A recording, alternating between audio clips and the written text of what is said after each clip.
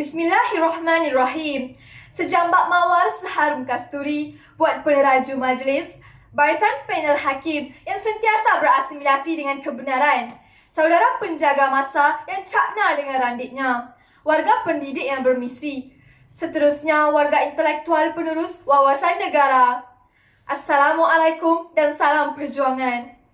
Hargai sawit negara kita. Begitulah indahnya mauduk pidato yang bakal menitip di bibir saya. Namun, sebelum ledakan hujah menghujani seisi dewan, izinkan saya untuk melakukan dua bentuk pendefinisian. Berdasarkan Kamus Dewan edisi keempat, sawit merupakan sejenis pokok palma yang ditanam untuk pertanian komersial dalam pengeluaran minyak. Industri awal sawit di Malaysia bermula ketika mana benih kelapa sawit mula ditanam di Kuala Selangor. Industri sawit ini mampu menjadi tonggak utama kepada pembangunan ekonomi negara yang menyumbang kepada pertumbuhan Malaysia.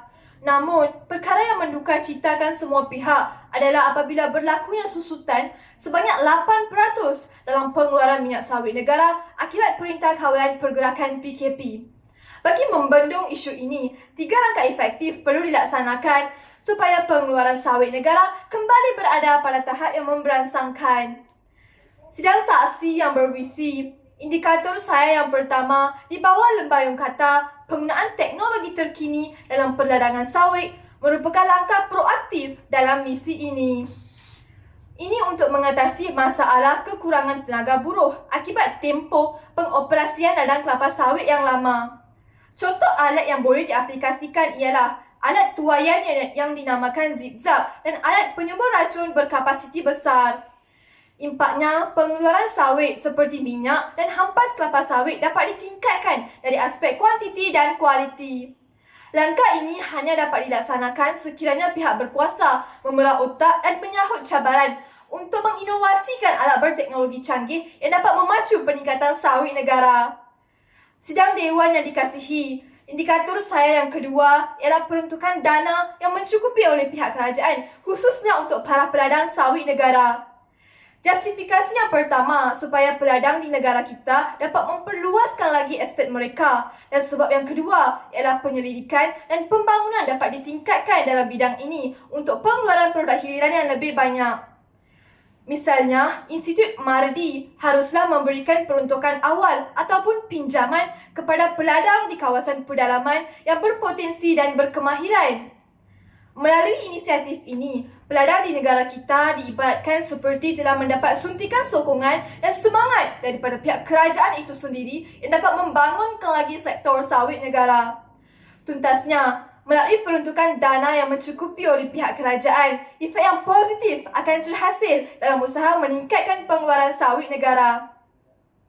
Sidang hadirin yang dimuliakan, indikator saya yang ketiga di bawah kata kunci, pihak kerajaan haruslah mengadakan lebih banyak kempen di semua jenis peringkat, daripada peringkat sekolah hingga ke peringkat kebangsaan tentang kebaikan kelapa sawit. Ini untuk memberi kesedaran kepada masyarakat tentang betapa pentingnya sawit kepada pembangunan ekonomi negara dan khasiatnya kepada rakyat. Tamsilnya, penganjuran kempen sawit anugerah Tuhan yang telah dijayakan melalui media sosial dan tarikan visual pada Februari 2021. Natijahnya, kemampanan industri sawit Malaysia dapat dipromosikan di samping dapat menangkis kempen-kempen anti minyak sawit yang pernah tular suatu ketika dahulu. Dengan ini dapat disimpulkan bahawa pengajuan kempen secara insentif dapat membawa falah kepada matlamat yang berskop besar ini.